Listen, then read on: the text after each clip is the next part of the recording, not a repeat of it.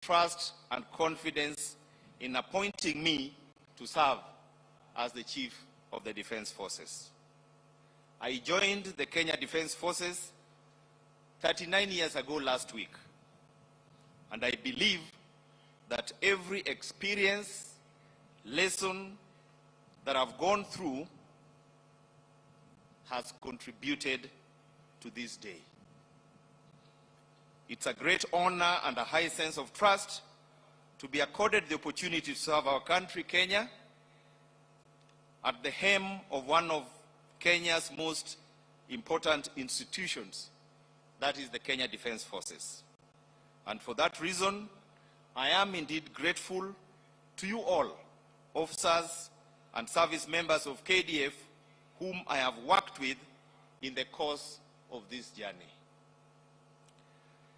As I take over this great responsibility, I am committed to leading our brave men and women in uniform to achieve our nation's defense objectives.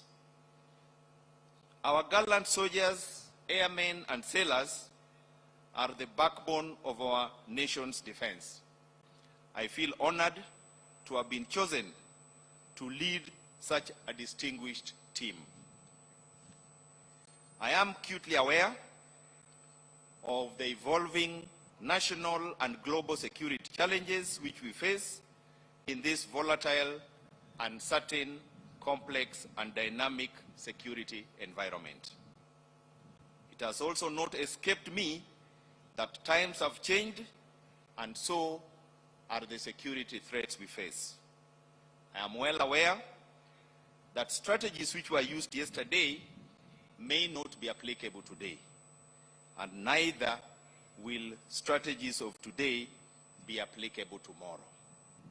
However, I am confident that with the dedication and commitment of our men and women in uniform, we will collectively be able to develop strategies which will enable us to overcome these challenges and ensure the safety, security, stability of our nation and its people for sustainable economic development and prosperity.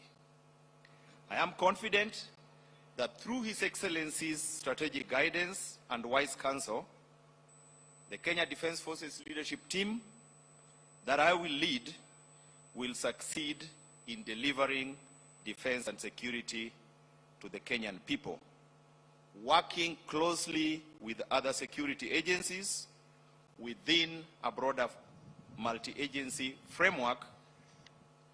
I believe it will be in the continuing to capitalize on this multi-agency concept that synergy will be created to enable us deliver on our security mandate. I wish to thank my predecessor, General Kiboshi, for his mentorship, guidance, and cooperation, without which I would not have reached this position.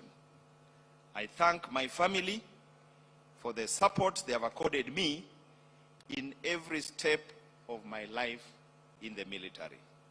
Finally, I wish to humbly request for the support of all the officers and service members in KDF, that we all pull together in the same direction in order to achieve our mission. I strongly believe that every contribution from everyone is necessary and important in creating the synergy for the success of our mission. It is for that reason that I will make and insist on the clarion call of one force, one mission. We shall be one force, knit together with one purpose of providing defense and remaining true to our motto of Ulinzi Daima. Once again, I thank His Excellency, the President and the Commander-in-Chief for according me this high responsibility to lead our Kenya Defense Forces. as a premier, professional, and effective force. I will do my best, God being my helper. I thank you. God bless KDF, and God bless Kenya.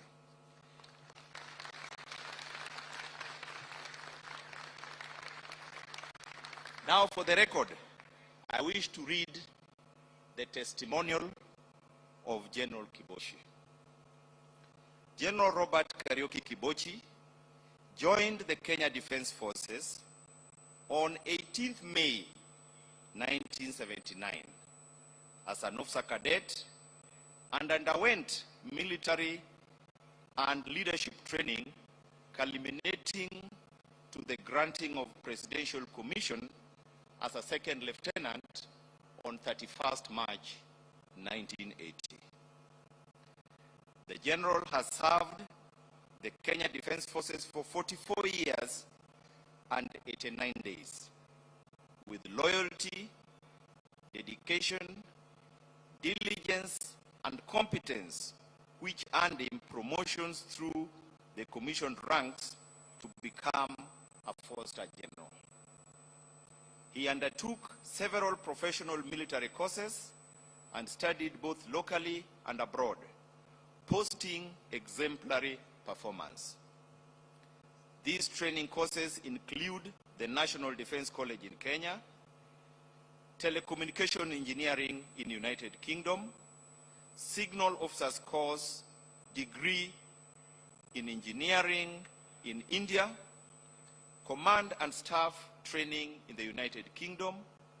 Additionally, General Kiboshi pursued higher education and ultimately, along the continuum, earned a doctorate degree in peace and conflict studies. Allow me to add that he is the first CDF to earn a PhD in this line of studies. Congratulations, sir. He held various senior appointments in leadership, command, staff, and management, including those of the Vice Chief of Defense, Commander Kenya Army, Assistant Chief of Defense Forces, in charge of Strategic Plans Policy, Director of International Peace Support Center, Chief of Staff at the Eastern African Standby Force, Commander, Army Corps of Signal, and ultimately, Chief of Defense Forces, serving from 11th May 2020 to today. During his tenure, General provided inspiring and focused leadership that saw significant transformation of the force, including major investments in training, operational and logistic capabilities, healthcare systems, in addition to supporting national development and enhancement of Kenya's contribution towards regional and international peace and security. In appreciation of his vast accomplishment, he was decorated with diverse medals, key among them the holder of the Order of the Golden Heart, EGH, and the Chief of the Order of the Burning Spear, CBS. General Kiboshi retires from the service after attaining the mandatory age commensurate to his rank as a general officer.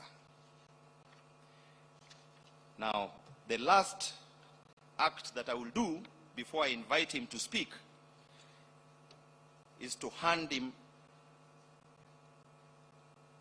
what we call the veteran's card.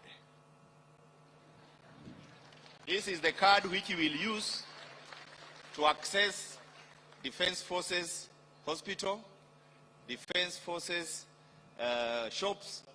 Without it, 5 years from now, the guards will be asking him, "Mzee, umetoka wapi?"